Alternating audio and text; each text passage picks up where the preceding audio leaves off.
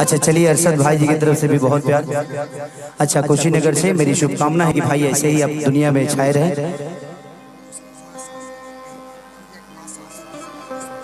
ये अच्छा, इस साउंड का माँ साउंड नाम है।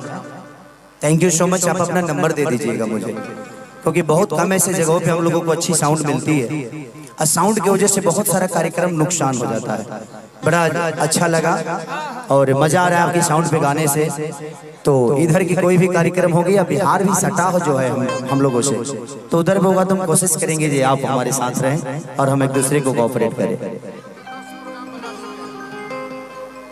हाँ अच्छा, अपना अपना कार्यक्रम, ओके, क्या बात है। अच्छा, भटनी में आप ही थे, अतेब रहम तहर नाम जन्नी है, पहले ही बता दिला रहता। चल देखा बाबू।